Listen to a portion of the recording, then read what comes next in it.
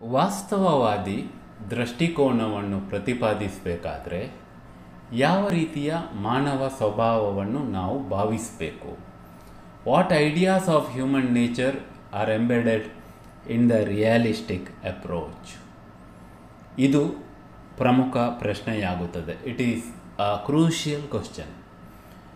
ಮನುಷ್ಯರು ಇದೇ ರೀತಿ ಇದ್ದಾರೆ, human beings exist like this ಎನ್ನುವ ಭಾವಿಸುವಿಕೆ ರಿಯಾಲಿಸ್ಟಿಕ್ ಅಪ್ರೋಚಿಗೆ ಅವಶ್ಯಕ. Is essential for realistic approach.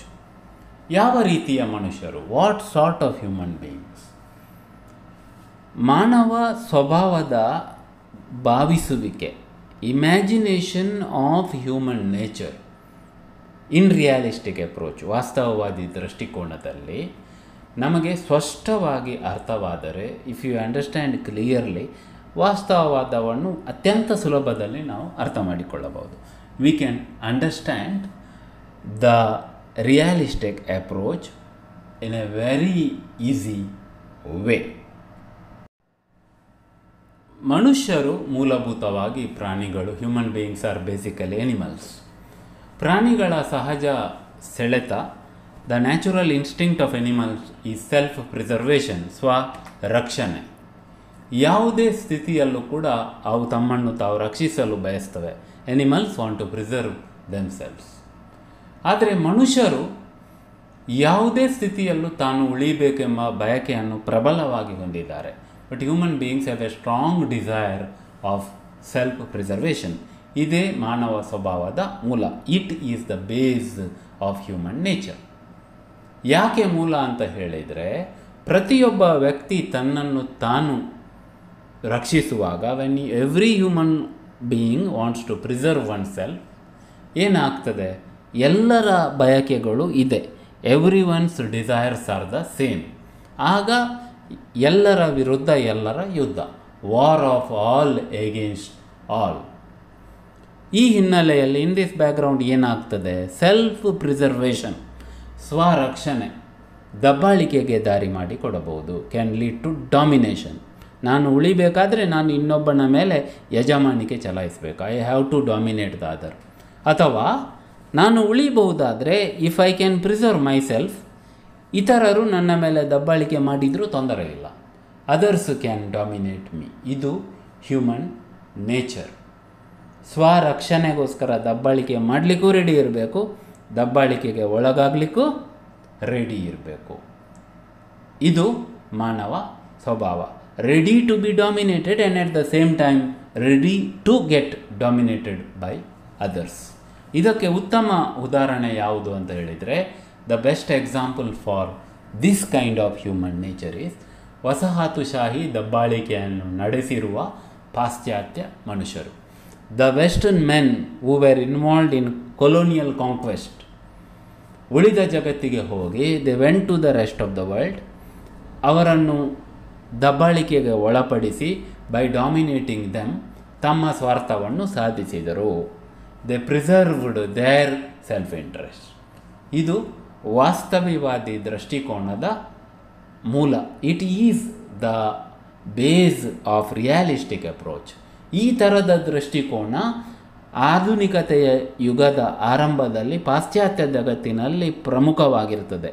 This kind of desire was strong when in Europe when they started their colonial conquest.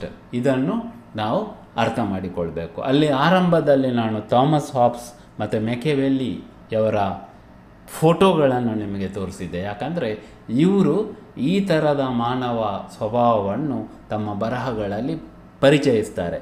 They introduce this kind of human nature in their writings.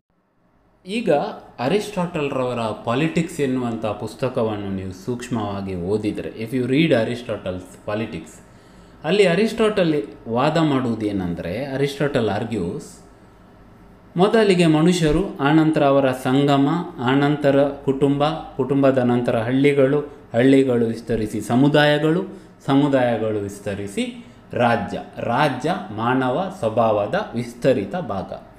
First individuals, then their union, then family, then village, then community, then extension of community, state.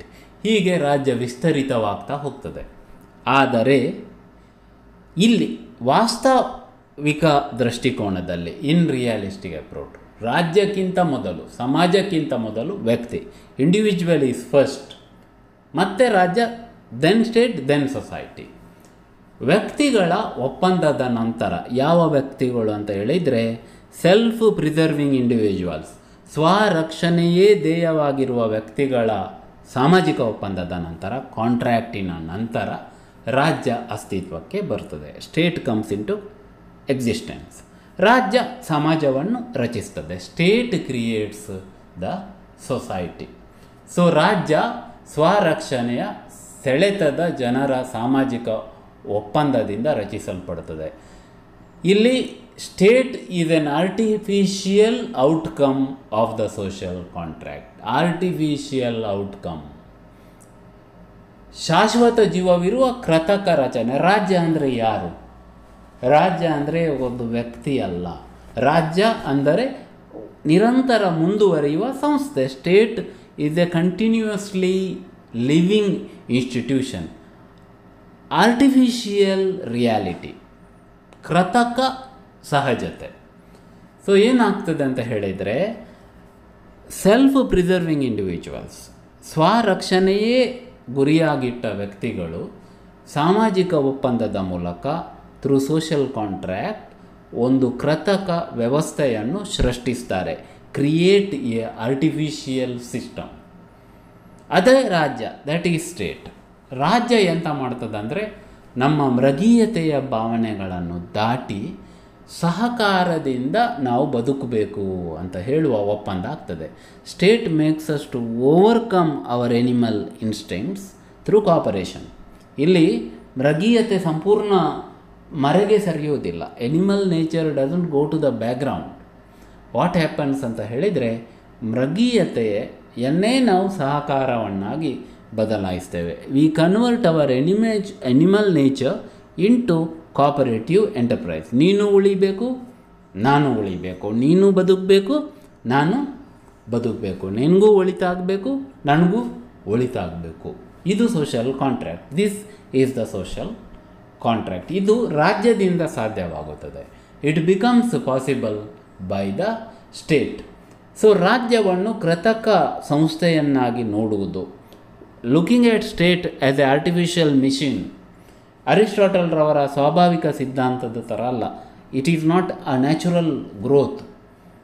ಇದು ಯಾಂತ್ರಿಕ ರಾಜ್ಯದ ಪರಿಕಲ್ಪನೆ Thomas Hobbes ರವರಿಂದ ಪ್ರಾರಂಭ ಆಗ್ತದೆ. Begins with Thomas Hobbes. So ವಾಸ್ತವವಾದ realism ರಾಜ್ಯವನ್ನು ಕೃತಕ ಆದರೆ ಶಾಶ್ವತ ರಚನೆ ಅಂತ ಹೇಳಿ ಭಾವಿಸ್ತದೆ.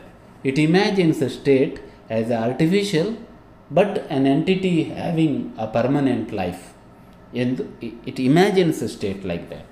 ರಾಜ್ಯವನ್ನು ಅದು ಹಾಗೆ ಭಾವಿಸ್ತದೆ.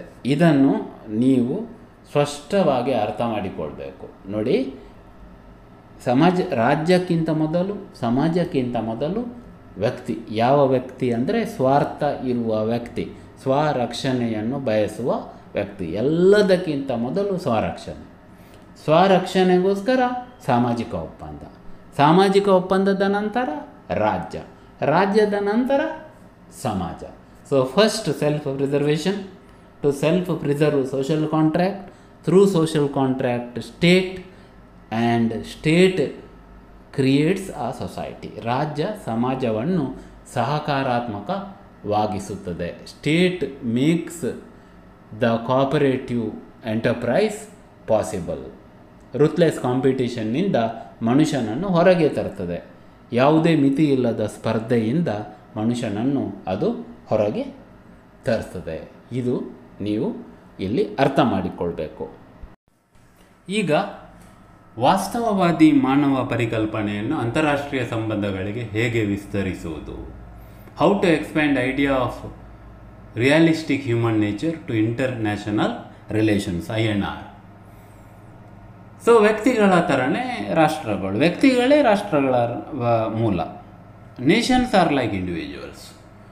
ಪ್ರತಿಯೊಂದು ರಾಷ್ಟ್ರದ ಸಹಜ ಸೆಳೆತವೂ ಕೂಡ ತನ್ನ ಸ್ವರಕ್ಷಣೆಯನ್ನು ಬಯಸುವುದು. The passion of every nation is self preservation. ಎಲ್ಲ ರಾಷ್ಟ್ರಗಳ ಸಹಜ ಸೆಳೆತವು ಸ್ವರಕ್ಷಣೆಯೇ ಆಗಿರುವುದರಿಂದ, since every nation is involved in the business of self preservation, ಅಂತಾರಾಷ್ಟ್ರೀಯ ಅಂಗಳ ದ ಇಂಟರ್ನ್ಯಾಷನಲ್ ಎರಿನಾ, ಯಾವುದರಲ್ಲಿ ರಾಜ್ಯಗಳು ತಮ್ಮನ್ನು ತಾವು ಇರ್ತವೆ, the states which exist in international arena find themselves in anarchy, ವಿತಂಡವಾದಿ ವ್ಯವಸ್ಥೆಯಲ್ಲಿ ತಮ್ಮನ್ನು ತಾವು ನೋಡ್ತವೆ. ಯಾಕಂದರೆ ಪ್ರತಿಯೊಂದು ರಾಷ್ಟ್ರ ಕೂಡ ತನ್ನ ಉಳಿವನ್ನು ಬಯಸ್ತದೆ. Every nation wants to preserve itself. ನಾನು ಉಳಿಬೇಕು, I must preserve myself. ಉಳಿದ ರಾಷ್ಟ್ರಗಳ ಬಗ್ಗೆ ಆಲೋಚನೆ ಮಾಡಲಿಕ್ಕಿಲ್ಲ. We should not think about other nations. ಇದಕ್ಕೋಸ್ಕರ ಏನಾಗ್ತದೆ, ಫಾರ್ ದಿಸ್ ಪರ್ಪಸ್ ರಾಷ್ಟ್ರಗಳು ಆರ್ಥಿಕವಾಗಿ ಮಿಲಿಟರಿ ವಲಯದಲ್ಲಿ ಸಬಲವಾಗಬೇಕು. Nations must be strong in their economy and military might. ಆರ್ಥಿಕ ಸಬಲತೆ, economic strength and military might ರಾಷ್ಟ್ರಗಳನ್ನು ಗಟ್ಟಿ ಮಾಡ್ತದೆ. Strengthens the nations. ಯಾರು ರಾಷ್ಟ್ರಗಳ ರಕ್ಷಣೆಗೆ ಆಗಮಿಸುವುದಿಲ್ಲ. Nobody can come to the rescue of the states. ರಾಷ್ಟ್ರಗಳು ಅವುಗಳನ್ನು ಅವೇ ರಕ್ಷಿಸಬೇಕು. ಸ್ವರಕ್ಷಣೆ. Nations have to preserve themselves. ಯಾರು ಸಹಾಯ ಮಾಡಲಿಕ್ಕೆ ಬರುವುದಿಲ್ಲ. Nobody can come to help. They have to help themselves. ರಾಷ್ಟ್ರಗಳು ಅವುಗಳಿಗೆ ಅವೇ ಸಹಾಯ ಮಾಡಬೇಕು. ಆದುದರಿಂದ ಎವ್ರಿ ನೇಷನ್, ಪ್ರತಿಯೊಂದು ರಾಷ್ಟ್ರ ಸ್ವಸಹಾಯದಿಂದ, ಸ್ವಾವಲಂಬನೆಯಿಂದ, every nation through self help and autonomy, ವಿತಂಡವಾದಿ ವ್ಯವಸ್ಥೆಯಲ್ಲಿ ಜೀವಿಸಬಹುದು. Can live in the system of anarchy. So ಈ ಪರಿಕಲ್ಪನೆಯಲ್ಲಿ, ಇನ್ ದಿಸ್ ಐಡಿಯಾ ಏನಾಗ್ತದೆ, ಯುದ್ಧ ಮಾಡಲಿಕ್ಕೆ ರಾಷ್ಟ್ರಗಳು ಹಿಂಜರಿಬಾರ್ದು. States should not feel what you say, ರಾಜ್ಯಗಳು ಯುದ್ಧ ಮಾಡಲಿಕ್ಕೆ ಹಿಂಜರಿಬಾರ್ದು. State should not resist to go for war. ಯಾಕೆ ಅಂತ ಹೇಳಿದರೆ, ಯುದ್ಧ ಆಗುವುದೇ ಸ್ವರಕ್ಷಣೆಗೋಸ್ಕರ. Wars are fought for the sake of self preservation. ರಾಷ್ಟ್ರಗಳೇ ಅಂತಾರಾಷ್ಟ್ರೀಯ ಅಂಗಳದ ಪರಮಶ್ರೇಷ್ಠ ಘಟಕಗಳು. Nations are the ultimate units in international stage. ಸ್ವರಕ್ಷಣೆ ಅವುಗಳ ಗುರಿ. Preservation is their goal. Self help is the only way. ಸ್ವಸಹಾಯವೇ ಇದಕ್ಕೆ ದಾರಿ.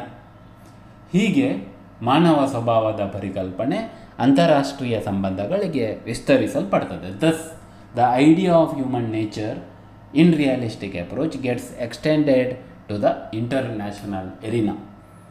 ಸೊ ಇಷ್ಟು ನೀವು ಅರ್ಥ ಮಾಡಿಕೊಳ್ಬೇಕು. ನೋಡಿ, ಈಗ ನೀವು ಮಾನವ ಸ್ವಭಾವವನ್ನು ಹೇಗೆ ರಾಷ್ಟ್ರಗಳಿಗೆ ವಿಸ್ತರಿಸಬೇಕು ಅಂತ ಹೇಳಿ ಅರ್ಥ ಮಾಡಿಕೊಂಡ್ರಿ. ಈ ಹಿನ್ನೆಲೆಯಲ್ಲೇ ನೀವು ರಿಯಲಿಸ್ಟಿಕ್ ಅಪ್ರೋಚನ್ನು ಅರ್ಥ ಮಾಡಿಕೊಳ್ಬೇಕಾಗ್ತದೆ. ಇಲ್ಲಿ ಪ್ರಮುಖ ವಿಷಯ ಯಾವುದಂದರೆ, ಯುದ್ಧಕ್ಕೆ ರಾಷ್ಟ್ರ ಹಿಂಜರಿಯೋದಿಲ್ಲ. Nations will not fear war. ರಕ್ಷಣೆಗೋಸ್ಕರ ಯುದ್ಧಕ್ಕೂ ready. For the sake of self preservation, nations should be ready for war. So ರಾಷ್ಟ್ರಗಳ ಬದುಕಿನಲ್ಲೇ, in the life of the nations, self preservation is crucial.